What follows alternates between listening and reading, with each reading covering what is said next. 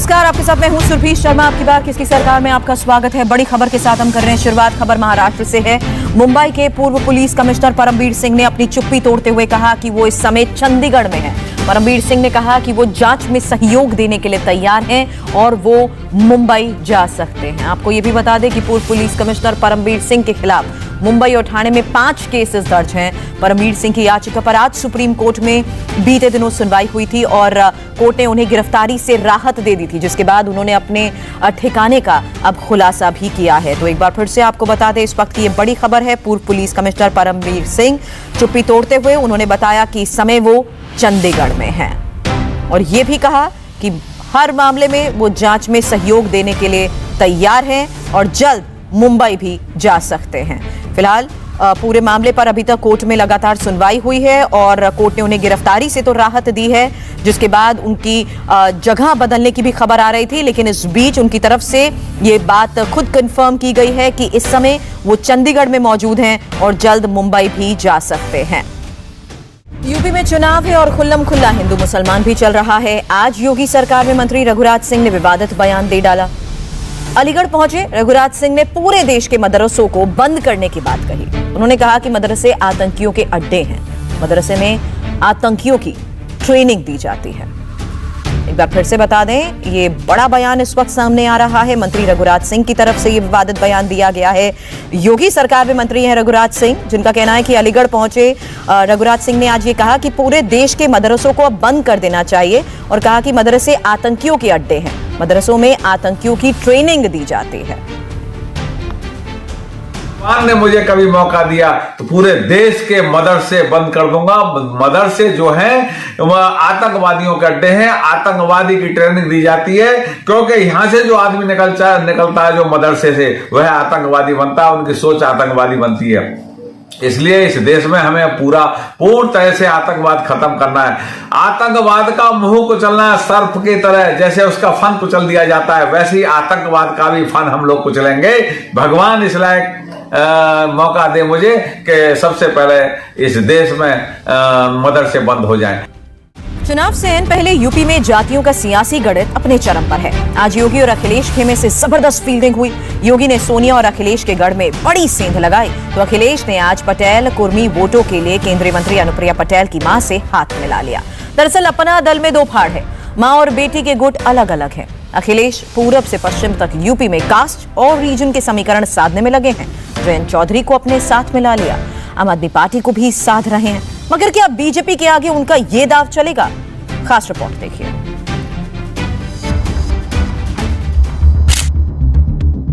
पटेल खानदान के एक धड़े से अखिलेश यादव ने हाथ मिलाया। मुलाकात का ये मौका सामने आया। कोशिश तो बहुत थी कि मां बेटी यानी अनुप्रिया पटेल और कृष्णा पटेल साथ आ जाएं, मगर राजनीति हमेशा की तरह रिश्तों पर भारी पड़ी। कृष्णा पटेल की अखिलेश यादव से इस मुलाकात के मायने समझाएंगे, मगर पहले बीच की जातियों का पूरे यूपी में पसरा गणित समझ लीजिए।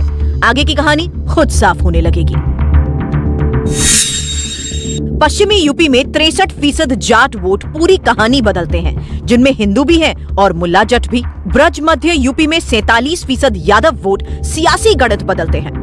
अवध और पूर्वांचल में चलेंगे तो 50% कुर्मी, निषाद, राजभर वोट गणित पलटने की क्षमता रखते हैं। सोनेलाल पटेल ने इसी कास्ट पॉलिटिक्स को हैंडल करते हुए बनाया था अपना दल। एक दौर में पूर्वांचल के कुर्मी चौधरी के नाम पर जाटों और यादवों के साथ जाते थे। आज अपना दल 2 फाड़ है। बेटी अनुप्रिया का अपना दल अलग है, मां कृष्णा पटेल का अपना दल अलग है। आज अखिलेश के साथ उनकी क्या डील हुई, बात की हमारी वरिष्ठ सहयोगी रुचि कुमार ने। लखनऊ में अखिलेश यादव से आज अपना दल के कृष्णा पटेल ने भी मुलाकात की। कृष्णा पटेल अनुप्रिया पटेल की मां है। आपकी अखिलेश यादव से मुलाकात हुई, क्या उनसे क्या बात? देखिए, 2022 में चुनाव बहुत नज़दीक आ गया है। प्रदेश में चुनाव होने वाले हैं और चुनाव को लेकर मेरी उनसे चर्चा हुई है। हम लोग पूरे प्रदेश में चुनाव लड़ेंगे, मिलकर चुनाव लड़ेंगे और उनके साथ और भी जाति की छोटी मोटी सभी जाति की उनके पास पार्टियां हैं और सभी लोग मिलकर एक मंच में साझा करके चुनाव लड़ेंगे। ये तय हो गया कि आपका और समाजवादी पार्टी का गठबंधन हो गया? हाँ, हमारा और समाजवादी पार्टी का गठबंधन हो गया है। हम लोग मिलकर लड़ेंगे और बहुत जल्दी ही उनके साथ मंच साझा करके एक मंच पे हम लोग दिखाई देंगे। कुछ बात हुई कि कितनी सीट पे ये गठबंधन होगा? सीट के लिए अभी पुख्ता हम लोग की बात नहीं हुई है, बहुत जल्दी हो जाएगी और आपके सामने प्रेस के द्वारा आ जाएगी। ऐसे आप क्या चाहती हैं कि अपना दल को कितनी सीट यूपी में दे समाजवादी पार्टी? देखिए, जब हम लोग इस पे बैठेंगे, चर्चा करेंगे, तो हम लोग बातचीत कर लेंगे। सारा अपना दल का जितना पटेल का समाज का वोट है, डॉक्टर साहब के ज़माने से मेरे साथ है और आज भी है, कल भी रहेगा।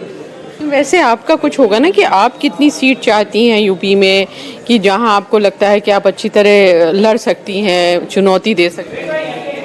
देखिए, हम अच्छी तरीके से पूरे प्रदेश में लड़ सकते हैं, क्योंकि हमारी कुर्मी का जो वोट बैंक है पूरे प्रदेश में, भले ही जीतने की शक्ति रखे ना रखे, लेकिन हराने की जरूर रखता। कोई भी ऐसी विधानसभा में नहीं है जहां से 5,000 से लेके 5 लाख तक का वोट ना हो।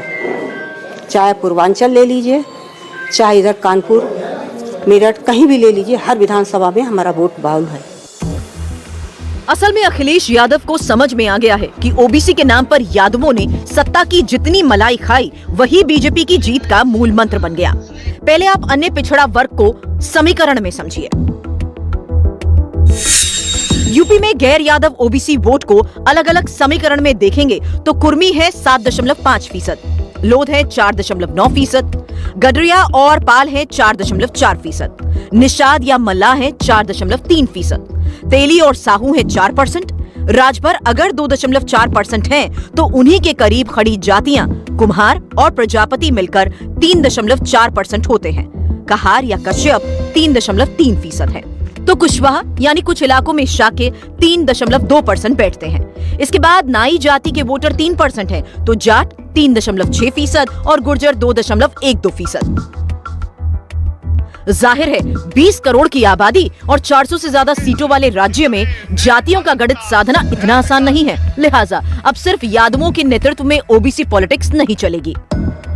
जातियों के गणित को 2014 के लोकसभा चुनाव में बीजेपी ने इस तरह उलझा दिया है कि जातियों की राजनीति करने वाले दलों को ये समझ में नहीं आ रहा कि कौन सा सिरा कहां से पकड़े। दलितों की नेता कही जाने वाली मायावती भले ही ये दावा करे कि उनका वोट कहीं नहीं गया है, लेकिन सच्चाई ये है कि अब जाटव ही मायावती का कोर वोटर रह गया है। बाकी वोट तो टिकटों के साथ आते जाते हैं। गैर ओबीसी यादव वोटर्स को भी बीजेपी ये समझाने में कामयाब रही है कि सारी मलाई तो यादव काट रहे हैं, बाकियों को क्या मिल रहा है। 2017 से ओबीसी का एक बड़ा वर्ग बीजेपी के साथ है और बीजेपी अब इस दायरे को बढ़ाने की कोशिश में है।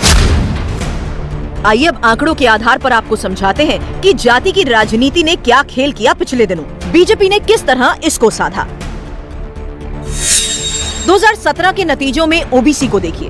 बीजेपी को ओबीसी के 47% वोट मिले, समाजवादी पार्टी को सिर्फ 29% वोट मिले, जिनमें 19% यादव शामिल थे।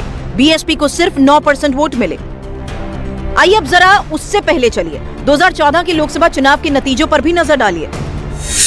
2014 के लोकसभा चुनाव में बीजेपी को ओबीसी के 34% वोट मिले थे, जबकि 2019 के लोकसभा चुनाव में ये मत प्रतिशत बढ़कर 44% हो गया था।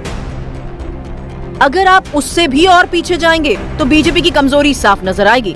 मोदी के मैदान में उतरने से पहले बीजेपी को 2009 के नतीजों में एसपी प्लस बीएसपी और अन्य को मिलाकर 42% वोट मिले थे, जबकि बीजेपी को सिर्फ 22%। अब यूपी में तो जाति का ही गणित है, बीजेपी ने इसे बखूबी साधा है। स्वर्णों के अतिरिक्त जो अहम जातियां हैं, उनमें बीजेपी की पैठ 2014 में दिखी, जब बीजेपी के साथ 77% जाट, 53% कुर्मी और 27% यादव चले गए। बीजेपी की ओबीसी में यही पैठ है कि अखिलेश यादव अपने ट्वीट में कहते हैं, श्रीमती कृष्णा पटेल के साथ जातीय जनगणना के महत्वपूर्ण और निर्णायक विषय पर सहमति के साथ निरंतर रहेगा समता और सम्मानता का आंदोलन। मामला जाति के वोटों से जाति की जनगणना पर चला गया है। उनके इस ट्वीट में क्या कहा गया था, ये यूपी की राजनीति को समझने वाला हर शख्स जानता है। आम आदमी पार्टी के नेता संजय सिंह यूपी की पॉलिटिक्स को बखूबी समझते हैं। मूल रूप से अवध के रहने वाले हैं। आज उन्होंने अखिलेश यादव से निजी तौर पर मुलाकात की। इस मुलाकात का भी एक मकसद था, हालांकि नेता खुलकर कब कुछ कहां कहते हैं।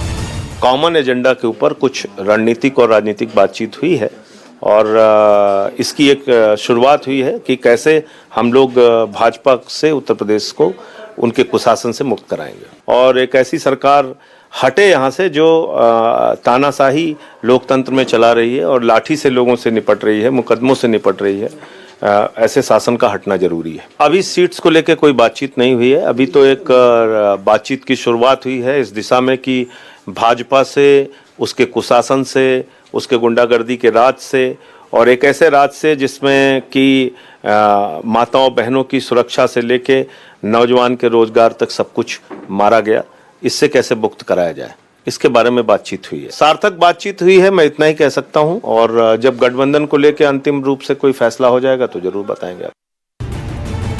एक बड़ी खबर फिर कांग्रेस के गढ़ से ही है। रायबरेली से कांग्रेस की बागी विधायक अदिति सिंह बीजेपी में शामिल हो गई। सोनिया गांधी के संसदीय क्षेत्र में ये कांग्रेस के लिए बड़ा झटका है। अदिति सिंह ठाकुर जाति से आती हैं। यूपी की सियासी मुस्तकबिल की रेखाएं खींचने वाली 3 प्रमुख जातियों में है ठाकुर। यहाँ ठाकुर 6 से 7% तक हैं। यूपी में इस जाति ने 5 मुख्यमंत्री दिए और देश को 2 प्रधानमंत्री। बीजेपी ज्वाइन करने के बाद अदिति ने क्या कहा, पहले ये सुनिए। मैडम, बहुत सारे कारण थे। बहुत असंतुष्टि थी ऑन माय बिहाफ पार्टी से, पार्टी के कई नीतियों से और पार्टी के बहुत सारे लोगों से।